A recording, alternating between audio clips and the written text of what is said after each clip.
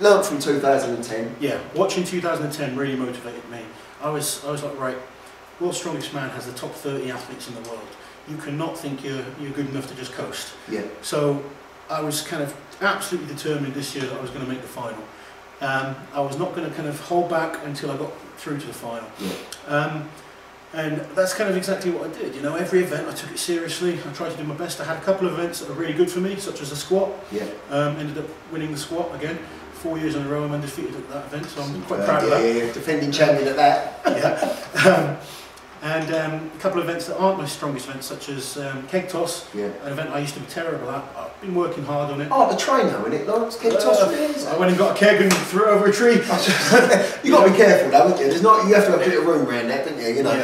Yeah. Some of the training partners you've seen today, they come with me and we kind of just, you know, it's good to have training partners to push you and just help. I've seen one of your training partners throw a keg and nearly kill himself with it. Sebastian, well, he's Polish. Yeah, yes, he is, No, he's a good lad. He's kind of motivated by training, so it's good having guys like that because they keep pushing you all the time. Just their kind of motivation. Yeah. You don't have to be the same strength levels, but he's so keen to train all the time. Yeah. You sometimes got to hold him back a little bit. But he's doing well. I think I've seen him today. He's telling you how many reps you're doing and things like that, and just one more. And, you know, there's no, as you say, there's no pecking order really. You're all strong men training, aren't you? Really, you know. I think it's important for me not to have people that kind of respect me too much. Yeah. Because it's very easy for if you see someone as an idol, let's say, like, I mean, when I started strongman, there's guys you think, wow, it's such and such. Yeah. You know, but that's not really when you're training. When you're training, it's about improving. Yeah. If you're the top dog and everyone's like, oh, you're great, blah blah blah, you'll get lazy. Yeah. So everything's your way then. You need people telling you when you're not working hard, when you need to kick up your backside. Of course. Everyone does. You know, even the best guys in the world. And I don't want people just blowing smoke up my ass. Exactly right. No, exactly right. Certainly, my training partners. You want people around you that are going to be honest with you. Yeah. And that's how you get better. And at the end of the day, that's what I want to do. I want to improve. Yeah. I want to one day win World's Strongest Man. Yeah. So I've got to keep trying to improve because these guys are monsters that I'm competing against now. Of course they are. Yeah. They're getting stronger and stronger every year. I mean, that's for sure. Yeah. It's ridiculous. So let's talk about 2011 then, as much as we can. Obviously, we can't. As I said, we can't speak about where you actually placed in the competition, but we can talk about certain parts of it, obviously, because we respect the competition and the rules of it. So let's talk about that. So I think I can say that I made the final. Most people know that watch this. You went through the qualification. Went through the qualification heats. Yeah. Had 6 tough events in the heats. I had a tough group on paper. It looked like it was going to be a real battle between 3 of us, to be honest. But at World's Strongest Man, you can't discard anyone. No. You know, everyone's peaking for that competition. That's when they want to be the best. And there's always guys that can, at certain events, they can cause you trouble. Yeah. So you have to kind of take it seriously. And I wasn't not like the year before when I kind of was trying to save energy. Yeah. I knew what I needed to do. Full throttle all the way. Yes, basically. Until you've got your foot in the final, you can't take it. You take your foot off. Yeah. So that was kind of the plan. Once you make the final, then you can back off. Of course. But that was certainly the plan. And then in the final, I knew the events were good for me. Yeah.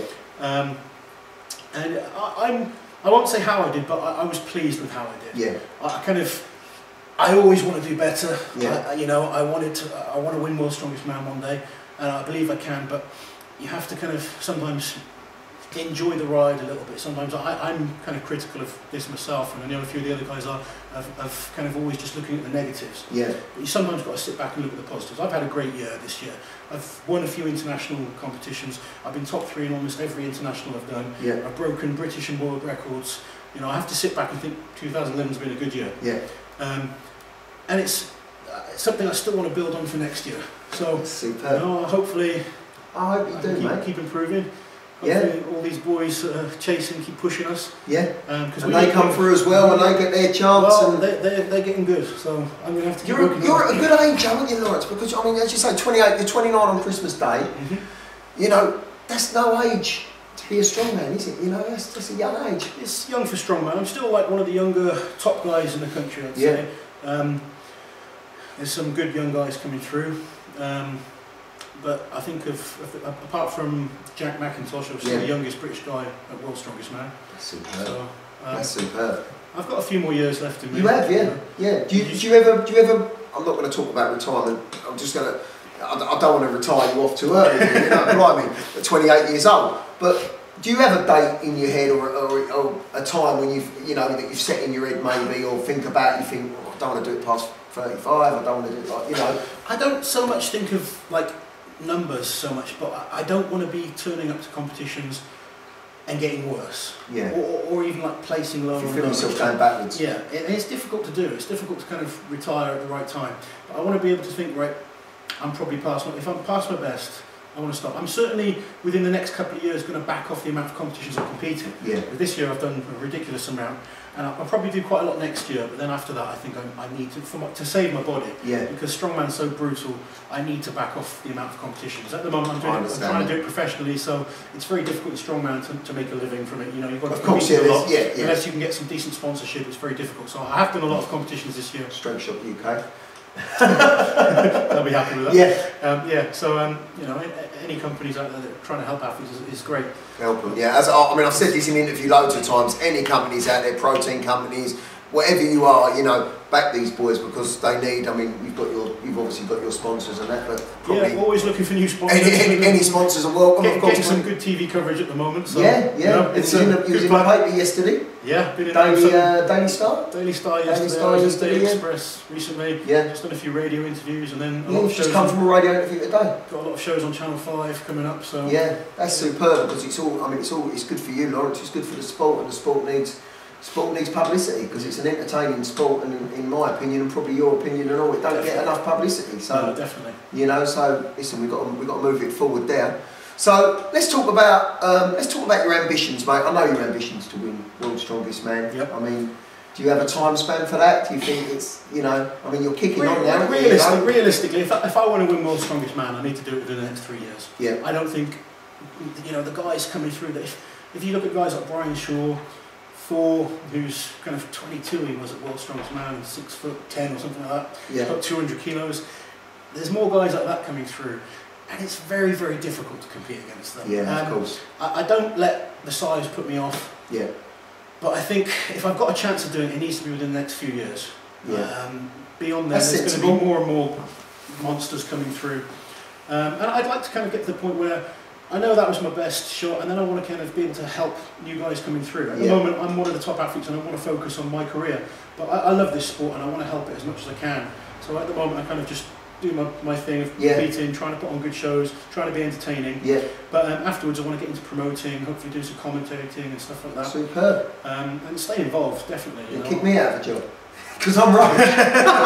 you're doing a pretty good job. Listen, I'm doing what I'm doing, It's good. Well, it needs ex-strongmen to come through and put their knowledge on the sport, because I know nothing. I'm just a fan, and it needs the other side of it, It needs the experts in the sport, and yourself. You're a good talker. I know one of your ambitions is to do a bit of acting and everything, and to do that and.